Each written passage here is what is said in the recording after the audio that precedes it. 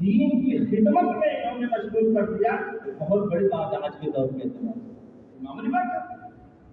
آپ لوگ تو سوچتے ہیں پڑھنے کے بعد پڑھاؤں گا کسی کو، کہتے ہیں تنخواہیں ملے گی، کہاں سے خرچہ کرے گا، گاڑی کہاں سے آئے گی؟ پہلے اللہ کے لیے کام کرنے کا جذبہ پیدا کیجیے پھر دیکھیے۔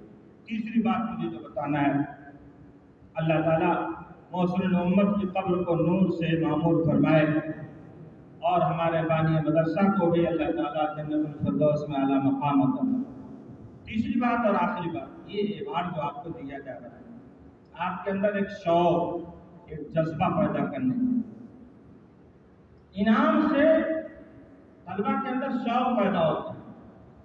الانسان عند الامتحان یکرم الرجل اور یعان، عند الامتحان یکرم الرجل اور یعان، جب امتحان ہوتا ہے تو ہی چیز سے ایک چیز ہوتی ہے، یا تو اسے عزت سے سرفراز کیا جاتا ہے اور یا وہ فیل ہو کر شکست کا منہ دیکھتا ہے۔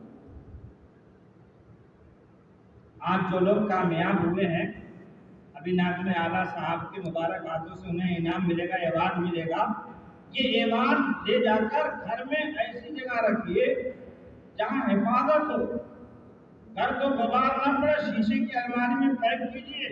یہ معمولی نہیں، اس کو نسبت حاصل ہے محسن الامت سے، اسے نسبت حاصل ہے بیت العلوم سے، اسے نسبت حاصل ہے ناظم اعلیٰ صاحب سے، اسے نسبت حاصل ہے دین سے، اسے نسبت حاصل ہے ہمارے تمام اساتذہ سے، اسے نسبت حاصل ہے آپ کو بام عروج پر بلند ہوتا ہوا دیکھنے والوں کے جذبات سے۔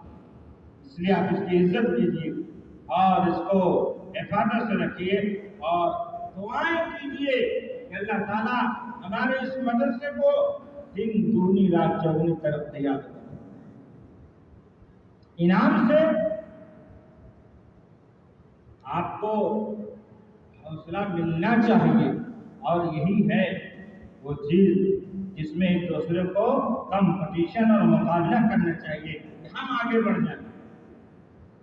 میں تو بہت چھوٹا آدمی ہوں، لیکن طالب علم کے زمانے کے واقعہ یاد آ گیا۔ اچھا تو نہیں لگتا کہ اپنا واقعہ بتاؤں، لیکن آپ حضرات کے حوصلے کے لیے بتا رہا ہوں۔ شرح جامی کا سال تھا، ایک لڑکا ہم سے مقابلے میں ہمیشہ رہتا تھا کہ دیکھو کون زیادہ دیر رات تک پڑھتا ہے۔